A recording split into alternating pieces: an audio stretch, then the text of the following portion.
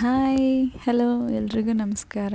ಎಲ್ಲರೂ ಹೇಗಿದ್ದೀರಾ ಗೈಸ್? ನಾವು ಟ್ರಾವೆಲ್ ಮಾಡ್ತಾಯಿದ್ದೀವಿ, ಟ್ರಿಪ್ ಹೋಗ್ತಾಯಿದ್ದೀವಿ. ಎಲ್ಲಿಗೆ ಅಂತ ಆಮೇಲೆ ಹೇಳ್ತೀನಿ, but I am so excited. ಇದು kind of a travelling vlog ಆಗಿರುತ್ತೆ. So I welcome you all. ಅದಕ್ಕೆ ಮುಂಚೆ ನೀವೇನಾದರೂ ನಮ್ಮ ಚಾನಲ್ನ ಫಸ್ಟ್ ಟೈಮ್ ನೋಡ್ತಿದ್ರೆ please don't forget to subscribe. ಮುಂದೆ ವೆಹಿಕಲ್ ಬರದೇ ಇರಲಿ. ಇಷ್ಟು ಜೋರು ಮಳೆ, ಹೇರ್ ಪಿನ್ ಕರ್ವ್ಸ್ಗಳು ಮತ್ತು ಮಂಜು ಇದೆಲ್ಲ ನೋಡ್ತಿದ್ರೆ ನಾವು ಎಲ್ಲಿದ್ದೀವಿ ಅಂತ ಅನ್ನಿಸ್ತಿದೆ. ಕ್ಲೂ ಕೊಟ್ಟಿದ್ದೀನಿ, ಗೆಸ್ ಮಾಡಿ. ಆ್ಯಕ್ಚುಲಿ ನಾನು ಮಾಡಿದ್ದ ಸ್ಕೇರಿಯಸ್ಟ್ ಜರ್ನಿ ಅಂದರೆ ಇದೆ ಅನಿಸುತ್ತೆ. ಅಲ್ಲಿ ನೋಡಿ, ಲ್ಯಾಂಡ್ ಸ್ಲೈಡ್ ಆಗಿರೋದು. ಗೊತ್ತಾಯ್ತಾ ನಾವು ಇವಾಗ ಎಲ್ಲಿದ್ದೀವಿ ಅಂತ? ಮಡಿಕೇರಿ ಗೈಸ್.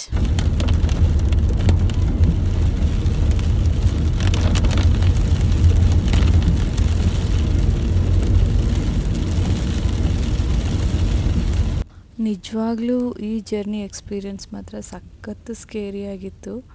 ಯಾಕಂದರೆ ನಾನು ಎಕ್ಸ್ಪೆಕ್ಟೇ ಮಾಡಿರಲಿಲ್ಲ ಇಷ್ಟು ಜೋರು ಮಳೇಲಿ ಹೋಗಿ ಸಿಕ್ಕಾಕೋತೀವಿ ಅಂತ. ಪ್ರತಿ ಸಲನೂ ಪ್ಲ್ಯಾನ್ ಮಾಡಿದ್ರೆ ಪ್ಲ್ಯಾನ್ ಫ್ಲಾಪ್ ಆಗ್ತಿದೆ, ಹೋಗೋಕ್ಕಾಗ್ತಾಯಿಲ್ಲ. ಈ ಸಲ ಪ್ಲ್ಯಾನ್ ಮಾಡಿದೆ, ಹಂಗೆ ಹೊರಟುಬಿಡೋಣ ನಡಿ ಅಂತ ಹೇಳಿದ್ರು. ನಾನು ಹ್ಞೂ ಅಂತ ಹೊರಟೆ. ಬಟ್ ಇಲ್ಲಿ ಬಂದಮೇಲೆ ಗೊತ್ತಾಗಿತ್ತು.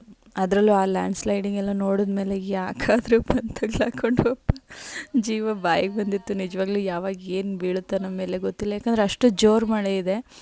ಮುಂದೆ ರೋಡು ಕಾಣಿಸ್ತಿಲ್ಲ, ಏನಿಲ್ಲ. ಆ ಮುಂದೆ ಇರೋ ವೆಹಿಕಲ್ನ ಫಾಲೋ ಮಾಡ್ಕೊಂಡು ತುಂಬ ದೂರ ಹೋಗಿದ್ವಿ. ಯಾಕಂದರೆ ಮುಂದೆ ಏನು ರೋಡೇ ಕಾಣಿಸ್ತಲ್ಲ, ಫುಲ್ ಕತ್ಲೆ. ಸೇಫರ್ ಸೈಡ್ಗೆ ಅವ್ರು ಸಿಕ್ಕಿದ್ರು. ನನಗಂತೂ ಸುಸ್ತಾಗಿತ್ತು. ಬೆಟ್ಟ ಹತ್ತ ಕಿವಿಯೆಲ್ಲ ಮುಚ್ಕೊಳ್ಳೋಕೆ ಶುರುವಾಯಿತು. ನಮ್ಮ ಮನೆಯವರಂತೂ ಹಾಡು ಹೇಳ್ಕೊಂಡು ಅಡ್ವೆಂಚರಸ್ ಆಗಿರ್ಬೇಕು ಹಾಗೆ ಹಿಂಗೆ ಅಂದ್ಕೊಂಡು ಜೋಶಲ್ಲಿ ಡ್ರೈವ್ ಮಾಡ್ತಾಯಿದ್ರು. ನನಗಂತೂ ಆಗಿಲ್ಲ, ನಾನು ಸೈಲೆಂಟಾಗಿ ಕೂತಿದ್ದೆ.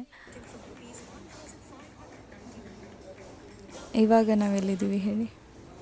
ಸುಳ್ಯ. ಊಟಕ್ಕೆ ಸುಳ್ಯದಲ್ಲಿ ನಿಲ್ಲಿಸಿದ್ವಿ.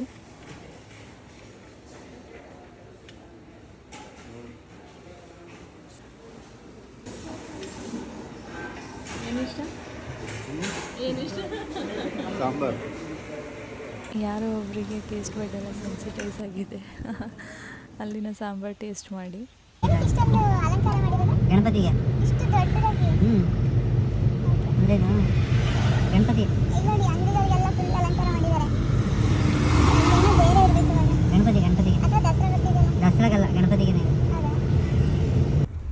ನಾವು ಹೋಗ್ತಾ ದಾರಿಲಿ ಸುಮಾರಷ್ಟು ಗಣೇಶನ ದರ್ಶನ ಕೂಡ ಆಯಿತು.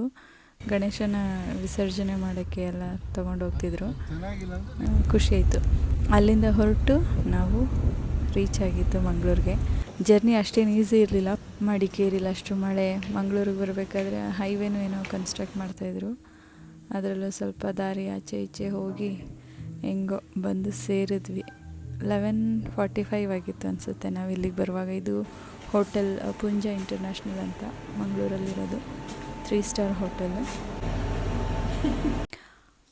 S, this is our room for two night. So ಚೆನ್ನಾಗಿತ್ತು ರೂಮು. ಮೊದಲು ಒಂದೆರಡು ರೂಮ್ ತೋರಿಸಿದ್ರು. ಭಾರ್ಗವ್ ಬುಕ್ ಮಾಡಿದ ರೂಮ್ ಬೇರೆ ಇತ್ತು, ಅದು ಚೆನ್ನಾಗಿರಲಿಲ್ಲ. ಅದಕ್ಕೆ ನಾವು ಬೇರೆ ರೂಮ್ ಕೇಳಿದ್ವಿ. ಆಮೇಲೆ ಒಂದೆರಡು ರೂಮ್ ತೋರಿಸಿದ್ರು, ಅದು ಅಷ್ಟು ಚೆನ್ನಾಗಿರಲಿಲ್ಲ. ಆಮೇಲೆ ಇದನ್ನು ತೋರಿಸಿದ್ರು, ಇದು ಇಷ್ಟ ಆಯಿತು. ಸೊ ಒಳ್ಳೆ ನಿದ್ದೆ ಬಂತು. ರಾತ್ರಿ ಎಲ್ಲ ಫುಲ್ ಕಚ್ಚಪಿಚ್ಚಿ ಆಗಿತ್ತಲ್ಲ.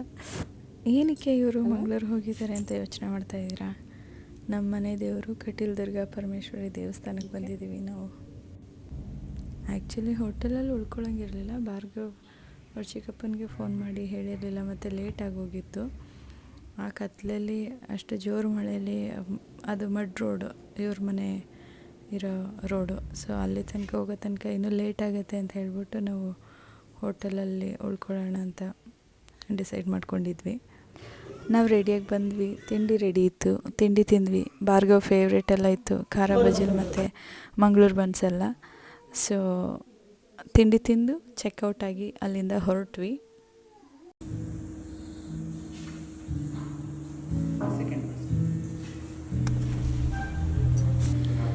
ಮಂಗಳೂರಿಗೆ ಕಾಲಿಡ್ತಿದ್ದಂಗೆ ಭಾರ್ಗವ್ ಕತೆಗಳು ಶುರುವಾಗುತ್ತೆ. ಈ ರೋಡಲ್ಲಿ ಹಿಂಗೆ, ಆ ರೋಡಲ್ಲಿ ಹಂಗೆ, ನಾವು ಅಲ್ಲಿ ಹೋಗ್ತಿದ್ವಿ, ಇಲ್ಲಿ ಬರ್ತಿದ್ವಿ ಅಂತ.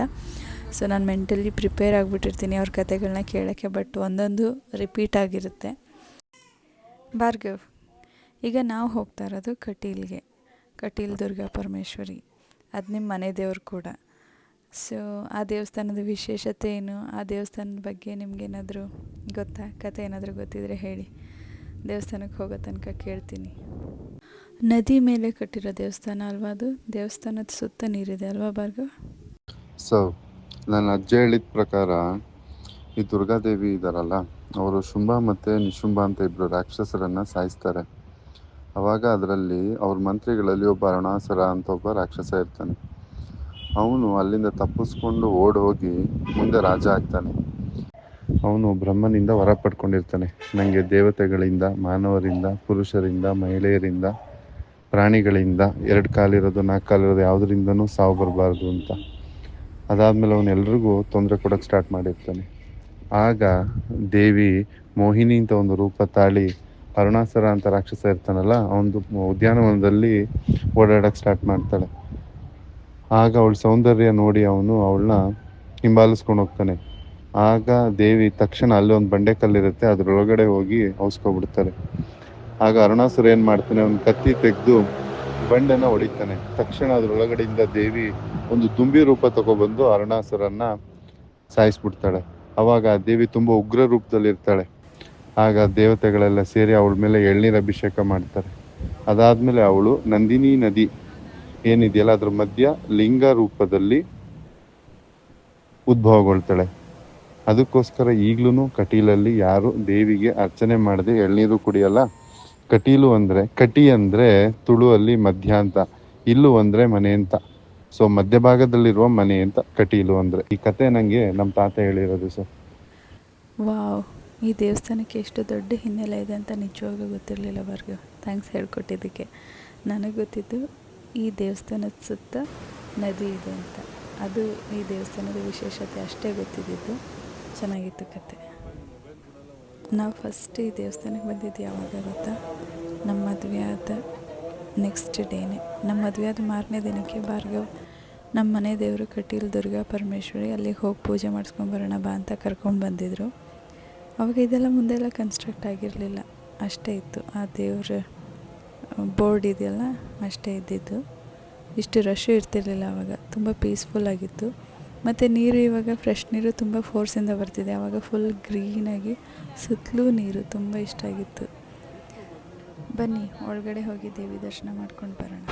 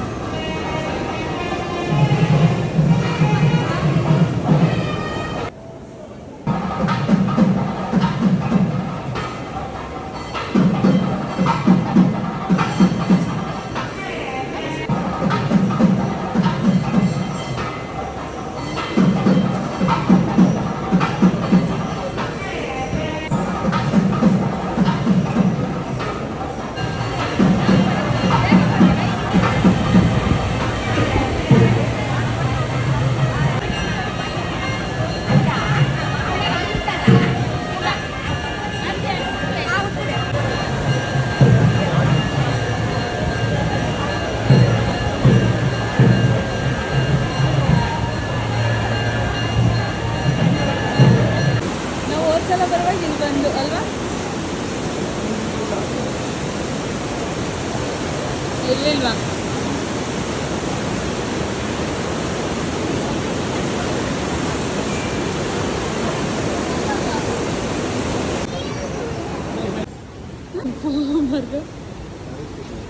ಭಯ ಆಗಿತ್ತಲ್ಲ ಅಲ್ಲಿ. ನಾವು ಒಳಗಡೆ ಹೋಗಬೇಕಾದ್ರೆ ಅಷ್ಟು ರಶ್ ಇರಲಿಲ್ಲ.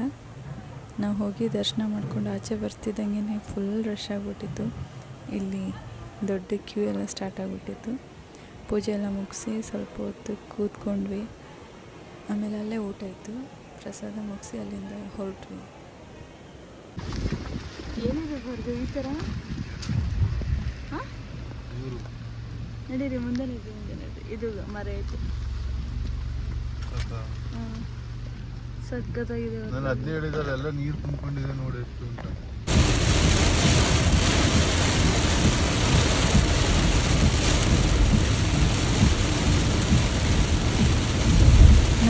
ಹೊರಡ್ತಿದ್ದಂಗೆ ಮತ್ತೆ ಮಳೆ ಶುರುವಾಯಿತು. ನಾವಲ್ಲೆಲ್ಲೂ ನಿಲ್ಲಿಸಿಲ್ಲ, ಅಲ್ಲಿ ಹೊರಟವರು ಸುಳ್ಯದಲ್ಲಿ ಬಂದು ನಿಲ್ಲಿಸ್ತಾ ಇದ್ದೀವಿ. ಈಗ ಒಂದು ಸ್ವಲ್ಪ ಬ್ರೇಕ್ ತಗೊಳ್ಳೋಣ ಅಂತ. ಮಂಗಳೂರು ಮಲ್ಲಿಗೆ ನಂಗೆ ತುಂಬ ಇಷ್ಟ. ಅಲ್ಲೇ ದೇವಸ್ಥಾನಕ್ಕೆ ಹೋಗುವಾಗ ಕೇಳಿದ್ದೆ, ಅವಾಗ ಸಿಕ್ಕಿರಲಿಲ್ಲ. ಸೊ ಇವಾಗ ತಂದು ಕೊಡ್ತಿದ್ದಾರೆ. ಅಯ್ಯಪ್ಪ, ಮತ್ತೆ ಮಡಿಕೇರಿ ರೋಡಿಗೆ ಬಂದು ತಗಲಾಕೊಂಡಿದ್ದೀವಿ. ನೆನ್ನೆ ಇದ್ವಲ್ಲ, ಅದೇ ಟೈಮಲ್ಲಿದ್ದೀವಿ ಅನಿಸುತ್ತೆ. ಮಡಿಕೇರಿ ಕ್ರಾಸ್ ಮಾಡಿಬಿಡೋಣ ರಾತ್ರಿ ಆಗೋಷ್ಟರಲ್ಲಿ ಅಂದ್ಕೊಂಡ್ವಿ, ಬಟ್ ಮಳೆ ಇದ್ದಿದ್ದರಿಂದ ಲೇಟ್ ಆಯಿತು. ಇಲ್ಲಿ ಮಳೆ ಇಲ್ಲ, ಫುಲ್ ಮಂಜು ಎಷ್ಟು ಅಂದರೆ ಮುಂದೆ ರೋಡೇ ಕಾಣಿಸಲ್ಲ ಅಷ್ಟು. ಇಲ್ಲಿಂದ ಕ್ರಾಸ್ ಮಾಡೋ ತನಕ ಇರೋದು.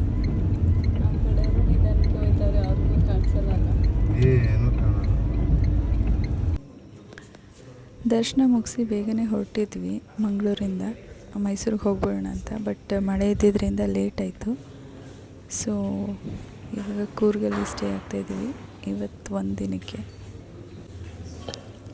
ಅಲ್ಲಿಂದ ಬರೋಷ್ಟರಲ್ಲಿ ಫುಲ್ಲು ಸುಸ್ತಾಗಿತ್ತು, ಮಲ್ಕೊಂಡ್ರೆ ಸಾಕು ಅಂತ ಅನಿಸಿತ್ತು. ಅದಕ್ಕೆ ಬ್ಯಾಗ್ ಇಟ್ಟು ಫ್ರೆಶ್ ಅಪ್ ಆಗಿ ಡೈರೆಕ್ಟ್ ಊಟಕ್ಕೆ ಹೋದ್ವಿ. ಏನಿದೆ ಸರ್? ನಿನ್ನೆ ರಾತ್ರಿ ಊಟ ಮುಗಿಸಿ ಹೋದವರು ಫುಲ್ ನಿದ್ದೆ ಮಾಡಿದ್ದೀವಿ. ಇವಾಗ ಎದ್ದು ಫ್ರೆಶ್ ಅಪ್ ಆಗಿ ತಿಂಡಿ ಬಂದಿದ್ದೀವಿ. ಇವಾಗ ತಿಂಡಿ ಮುಗಿಸಿ ಚೆಕ್ಔಟ್ ಆಗಿ ಹೊರಡೋದು. ಫುಲ್ ಸುಸ್ತಾಗಿತ್ತು, ಜೋರು ಮಳೆ. ಅಲ್ಲಿಂದ ಡ್ರೈವ್ ಮಾಡ್ಕೊಂಡು ಬರೋಷ್ಟರಲ್ಲಿ ಸಾಕಾಗಿತ್ತು.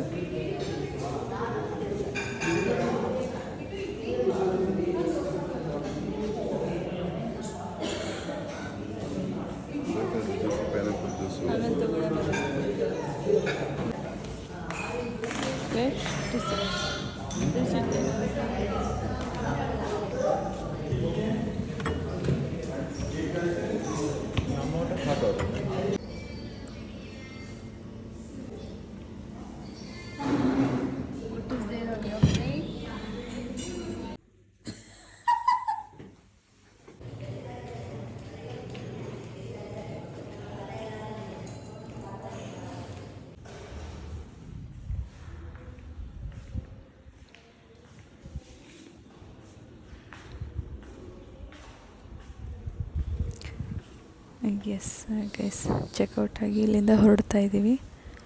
ನನಗೆ ಈ ರೂಮ್ ಅಷ್ಟು ಇಷ್ಟ ಆಗಿಲ್ಲ, ಈ ಹೋಟೆಲ್ದು. ನೆನ್ನೆ ಉಳಿದಿದ್ದು ಮಂಗಳೂರದ್ದು ರೂಮೇ ಚೆನ್ನಾಗಿತ್ತು. ಆಮೇಲೆ Coorg costly compared to Mangaluru.